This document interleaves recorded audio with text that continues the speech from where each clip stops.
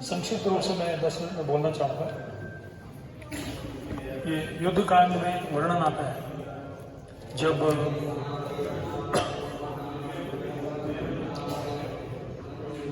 एक एक करके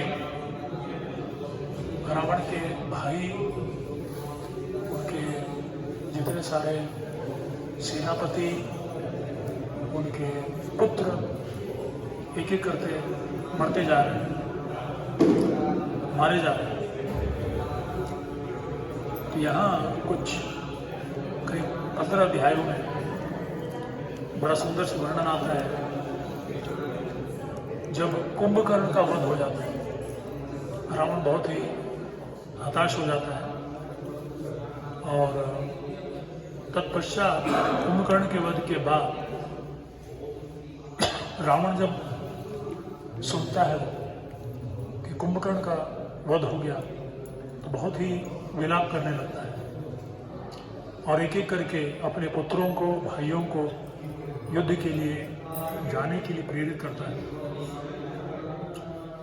तो एक एक करके बाहर निकलते हैं वो लोग, साथ में कई लोग, मतलब अलग अलग द्वार से हर एक का एक एक निकलना होता है क्योंकि चारों ओर से वानर सेना घेरी हुई है। तो हनुमान जी के द्वारा देवांतक नाम का जो असुर है, राक्षस है, उसका वध होता है। फिर त्रिशीर नील के द्वारा मारा जाता है। बहुत ही घनघोर युद्ध होता है। महोदर ऋषभ के द्वारा मारा जाता है और महापार्श्व नाम का राक्षस है वो भी उसका वध होता है। और फिर अतिकाय निकलता है। अतिकाय देखने में दूसरा कुंभकर्ण जैसा दिखता है, नाम भी ऐसा अतिकाय, बहुत ही विशाल शरीर वाला। उसके साथ भयंकर युद्ध होता है और तत्पश्चात लक्ष्मण जी के द्वारा वो मारा जाता है।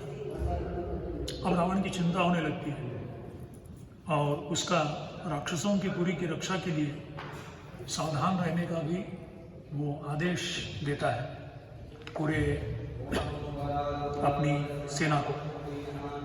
और उस समय इस परिस्थिति को देखकर इंद्रजीत कहता है कि आप निश्चिंत रहो, मेरे होते हुए ये वानर सेना कुछ भी नहीं कर सकती। मैं निश्चित रूप से अब भी जाऊंगा और आपको एक खुशखबरी सुनाने आऊंगा कि राम, लक्ष्मण और पूरे वानर सेना का मैं वध कर रहा हूँ। और तब वो एक छोटा सा याग करता है और उस यज्ञ के बाद निकलता है बाहर।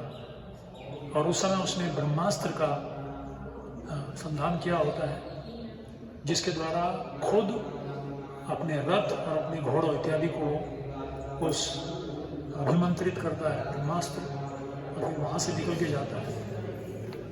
और कहते हैं कि सीधे हवा में चला जाता है और कभी एक जगह, कभी दूसरी जगह, कभी दूसरी जगह ऐसे प्रकट होकर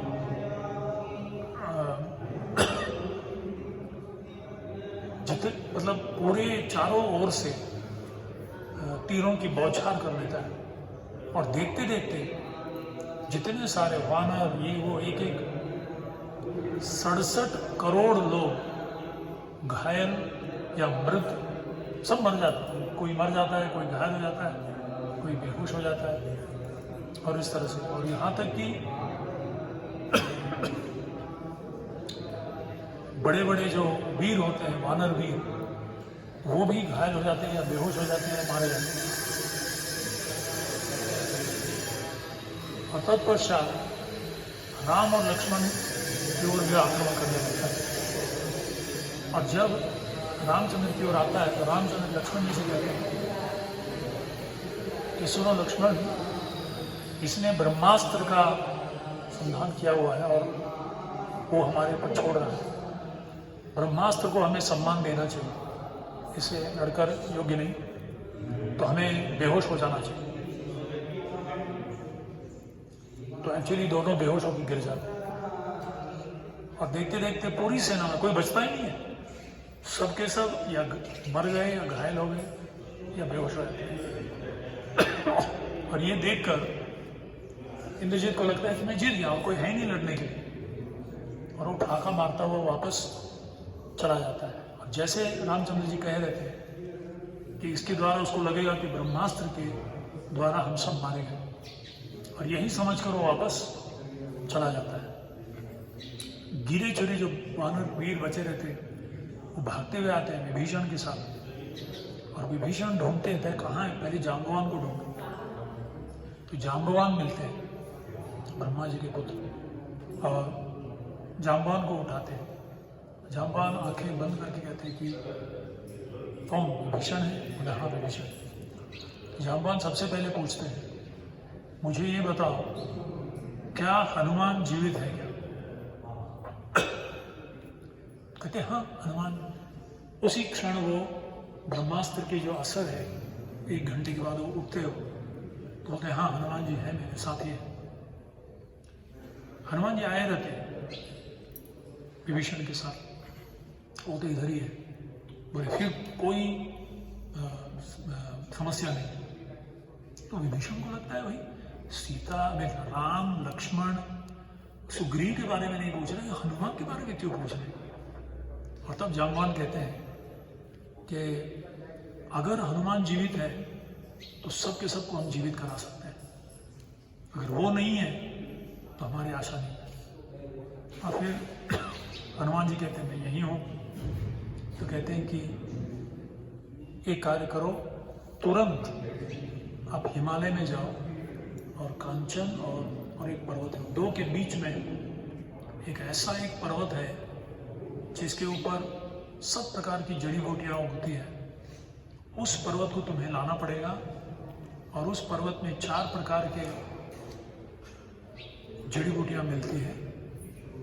एक है मृत संजीवनी जो मरे हुए लोगों को जिंदा कर सकता है। दूसरा है विशाल्यकरणी जो किसी प्रकार के घाव, कटे हुए जो घाव है सब घाव को ठीक कर सकता है।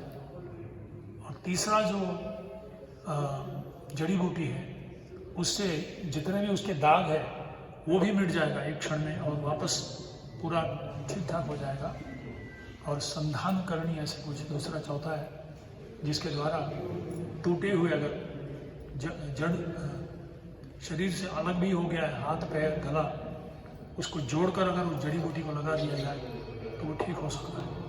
और ये चारों जड़ी बूटी वहाँ हिमालय में उपलब्ध है, तुम्हें अभी जाना पड़ेगा। तो हनुमान जी सीधे त्रिकूट पर्वत पर चले जाते हैं, और वहाँ से रामचंद्र जी का स्मरण करते हुए एक छलांग मारते हैं हिमालय की उत्तर दिशा में। और ऐसे जब छलांग मारते हैं तो पूरे लंका में ऐसा लगता है कि भूकंप हो गया, और किसी को पता नहीं लगता क्यों ऐसा हो गया।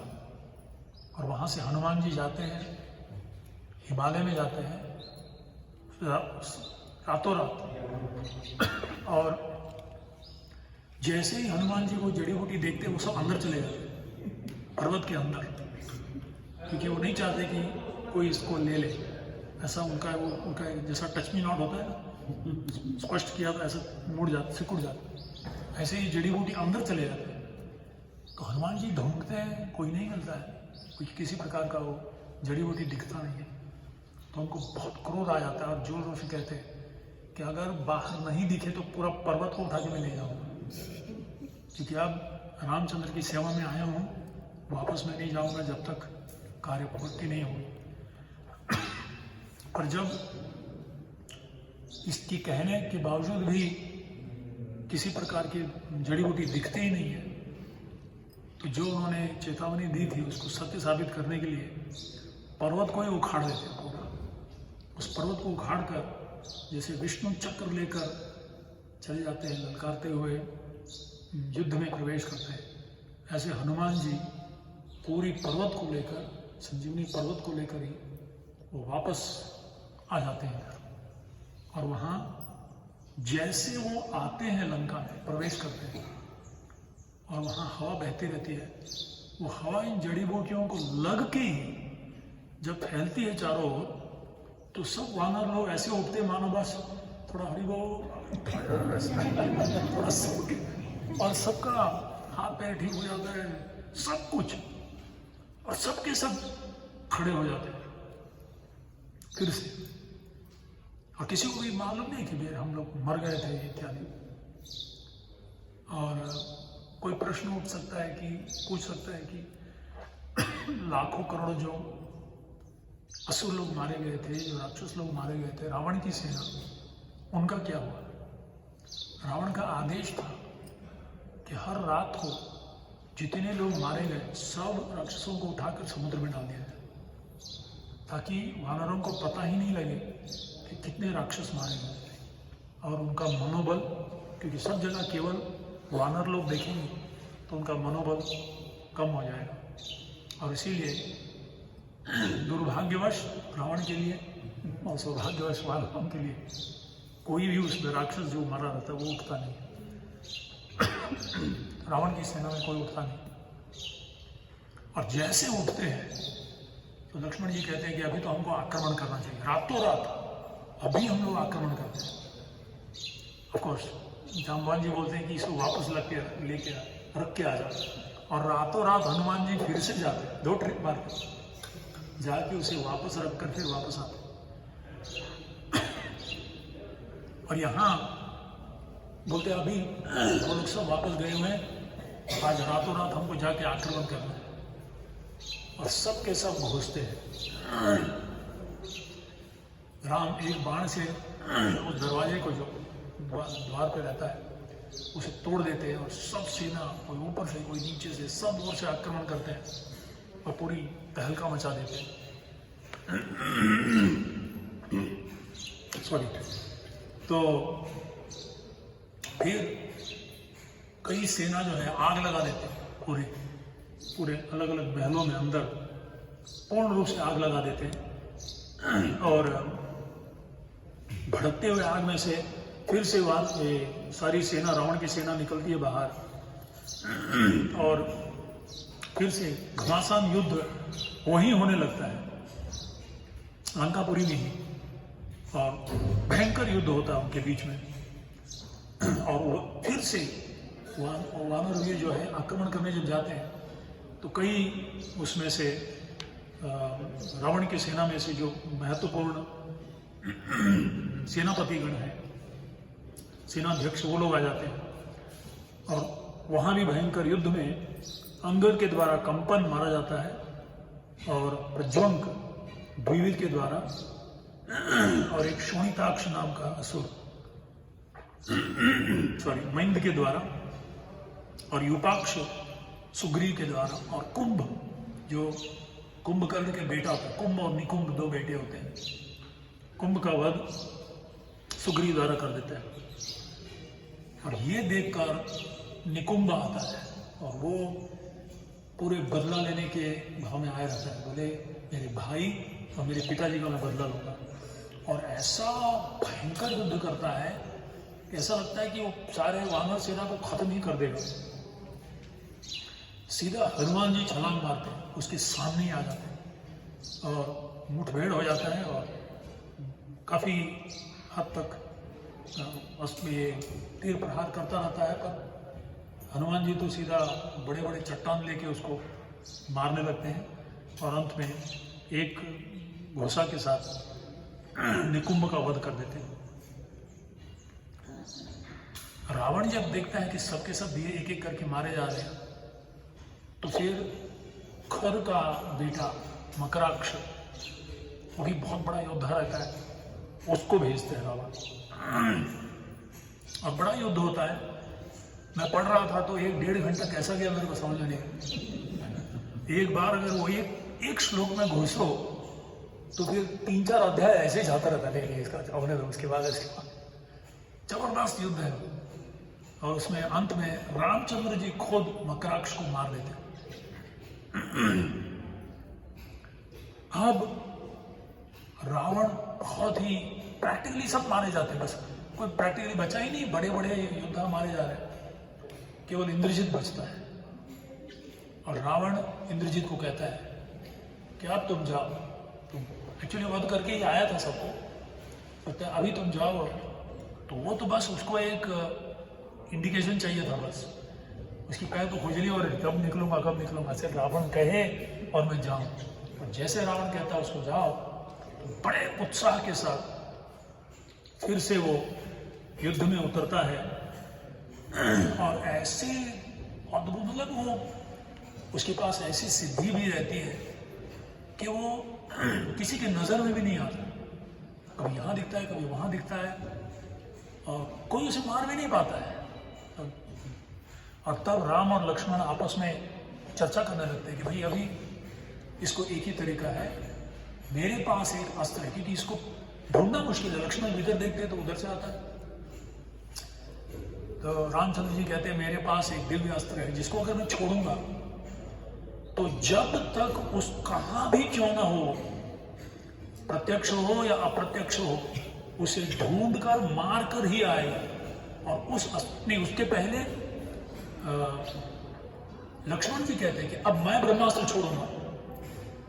बोले नहीं, ब्रह्मास्त्र छोड़ना भी योग्य नहीं है, क्योंकि इस सेना में कई लोग हो, शायद उनकी इच्छा भी नहीं है लड़ने की, रावण के कहने पे आए हैं, और कई लोग हों जो भयभीत होकर भाग जाने वाले हैं, तो सबको है ना इनडिस्क्रिमिनेटली मार देना इस तरह से योग्य नहीं है। और तब रामचंद्र जी कहते हैं कि मेरे पास एक ऐसा तीर है जिसके द्वारा केवल उसको वो मारेगा, और निश्चित रूप से वो मारेगा। और जैसे रामचंद्र जी ये कहते हैं लक्ष्मण को, इंद्रजीत को पता लग जाता है कि ये करने वाले हैं, तुरंत वहां से वो चला जाता है, लंका के अंदर चला जाता है, गायब हो जाता है और चला ही जाता है।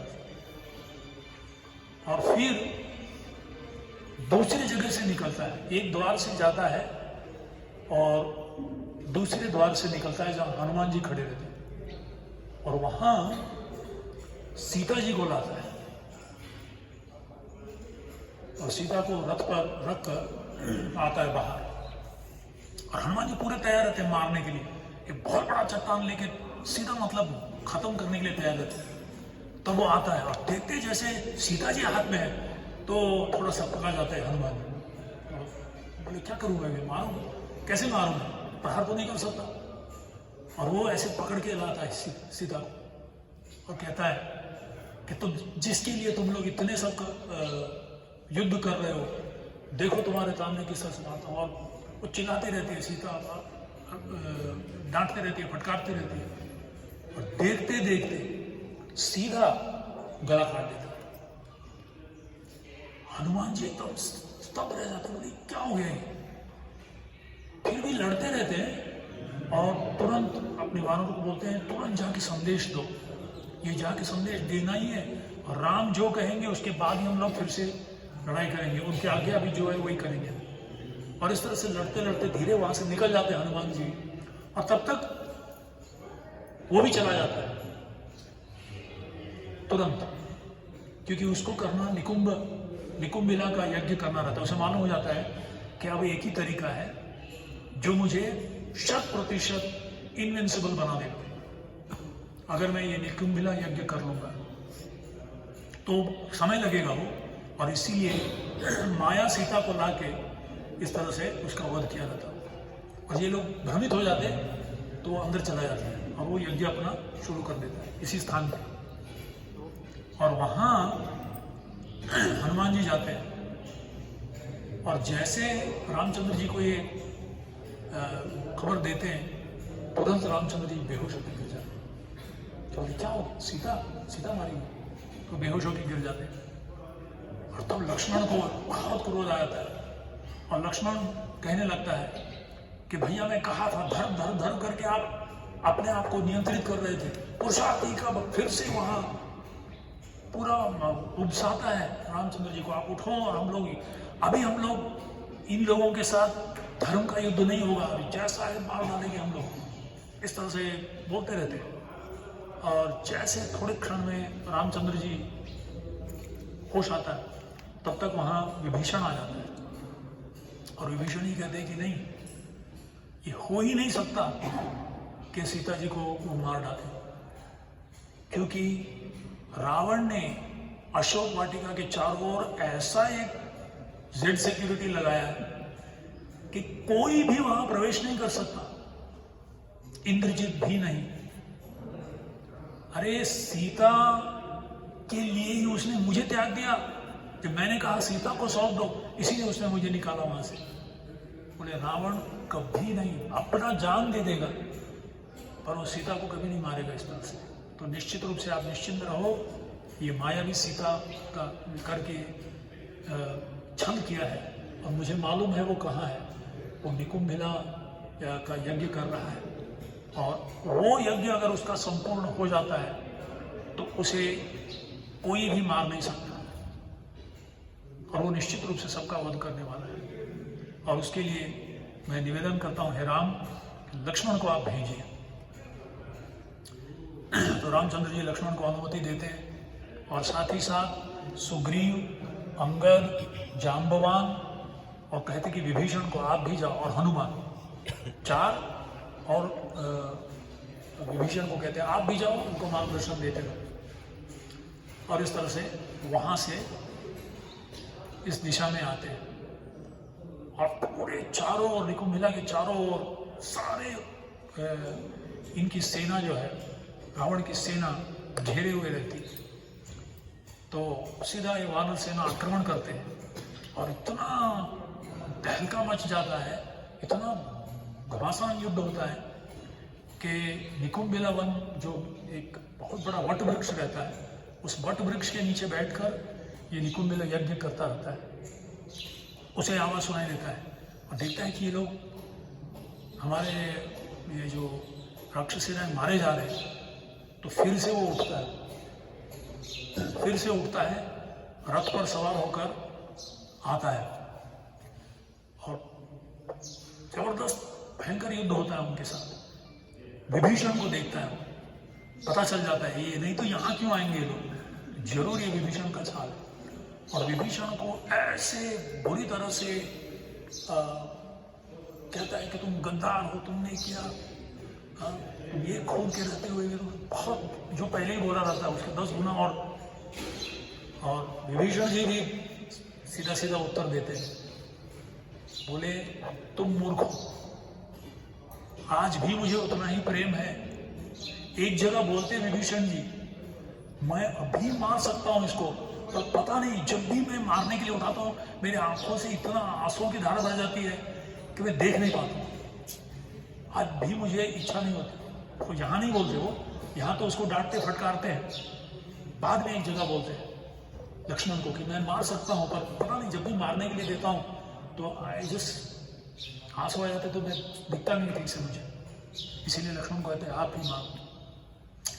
तो ऐसे डांट फटकारना होता है।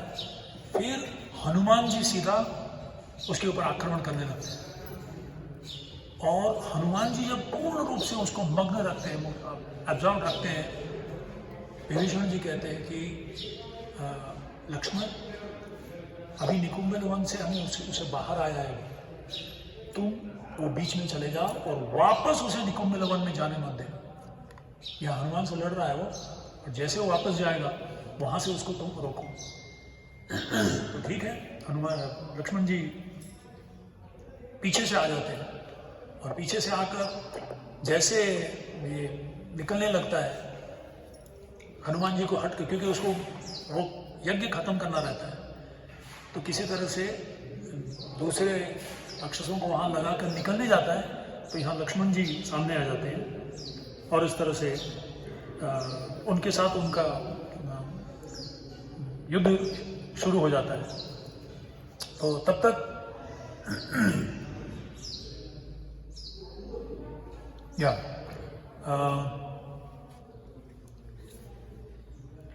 और उनमें आपस में विभीषण का यानी इंद्रजीत का और लक्ष्मण के बीच बहुत ही वाद विवाद, मतलब क्षत्रिय स्पिरिट, बहुत ही सुंदर, मतलब एक एक शब्द भी चुन चुन के एक दूसरे को बोलते हैं। वो लोग बोलते हैं आज तू ऐसा था, तुझे ऑलरेडी मार गिराया था। बोलता है ठीक है, तुम बोल मत, काम करके दिखा।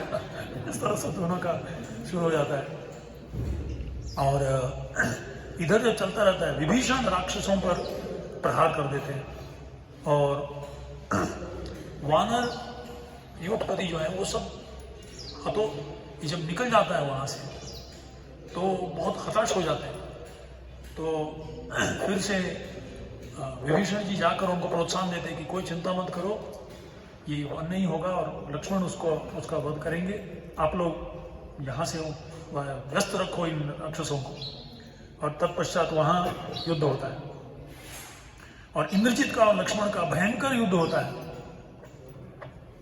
और उसके बीच में लक्ष्मण जी सबसे पहले उसके सारथी को मार डालते हैं और फिर उसके घोड़ों को मार डालते हैं और उस रथ पर सवार होकर मारते रहते हैं और रथ को भी तोड़ देते हैं।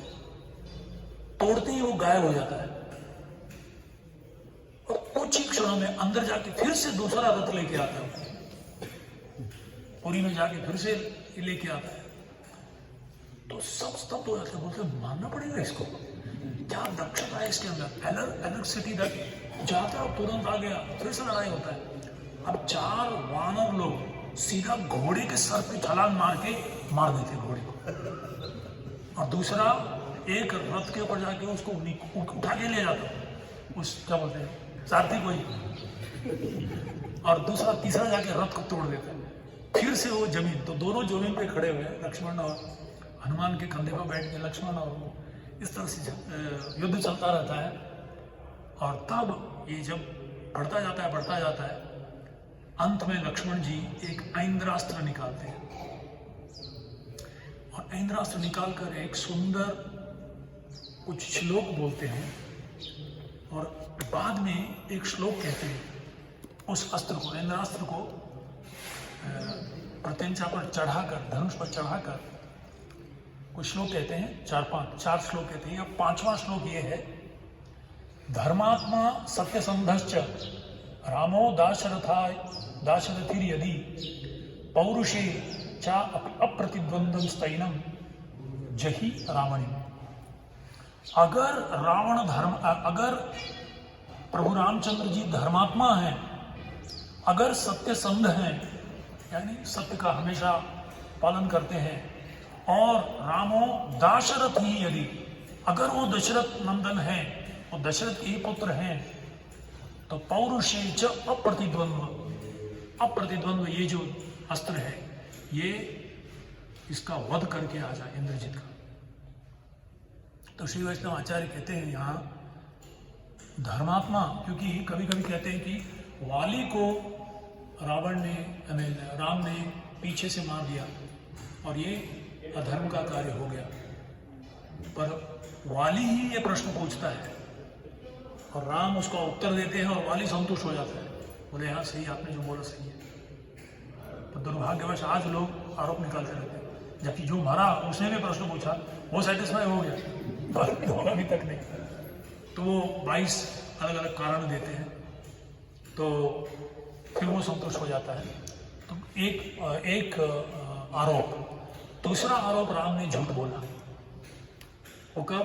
जब अयोध्या कांड में जब राम जी निकलते हैं क्योंकि दशरथ जी पीछे पीछे भागते आ रहे हैं, तो इसीलिए रथ पर सवार होकर सुमंत्रा को बोलते हैं जल्दी जल्दी भगाओ रथ को, और पीछे से दशरथ महाराज चिल्ला रहे हैं रोको रोको सुमंत्रा, रोको रथ को। महाराज है, राजा का आज्ञा तो 100% करना ही है। तो सुमंत्रा रोकने जाता है और राम कहते हैं चलो, दशरथ कहते हैं रोको, राम कहते हैं चलो चलो। तो नहीं, बोले वापस आने के बाद कह देना मुझे नहीं सुनाई दिया, मुझे सुनाई नहीं दिया, चलो आप। तो लोग आरोप डालते हैं कि he was telling Sumantra to tell a lie. सत्यवादी कैसे ये झूठ बोल रहे हैं? कारण ये है कि रोकेंगे भी तो क्या होगा, फिर से दशरथ आएंगे, बेटा तो तोड़ दे मेरा व्रत को, तू मान जा, फिर से बेहोश होकर गिरेंगे। पर बहुत हो गया, उनको दुख नहीं देना है मुझे, निकलो यहां से जल्दी, क्योंकि वही भी चलता रहेगा। फिर जब मेरा बड़ा सर्जरी हो गया था 79 में, इतना हिरण्यकशिपु जैसा फाड़ दिए थे, 17 इंच यहाँ से लेकर यहाँ ऐसा खुश। उसके बाद जो फिर से डाल के वो एक प्लास्टर लगाया था, और वो प्लास्टर को ड्रेसिंग करना था 2 या 3 दिन में एक बार। तो एक डॉक्टर आते थे, डॉक्टर मुकेश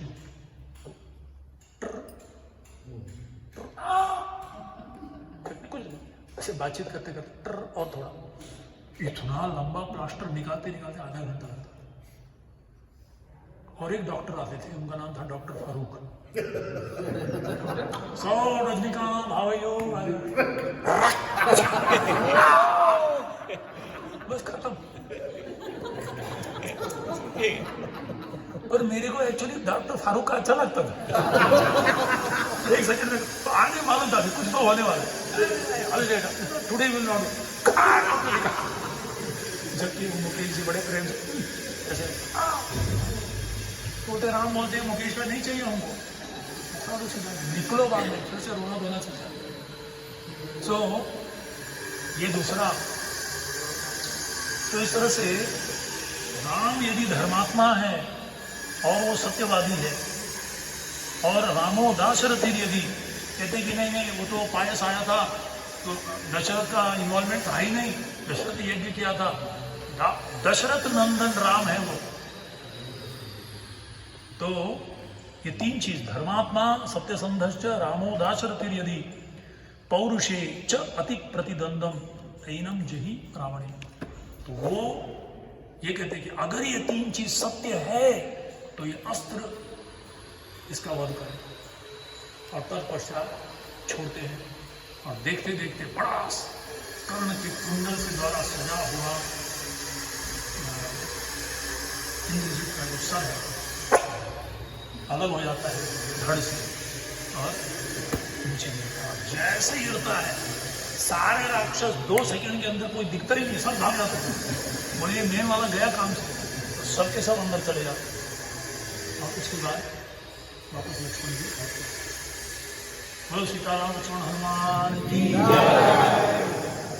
और इसके बाद राम रावण का युद्ध होता है। रावण बोलता है अब बहुत हो गया, अब परामर्श लेके खुद निकलता है।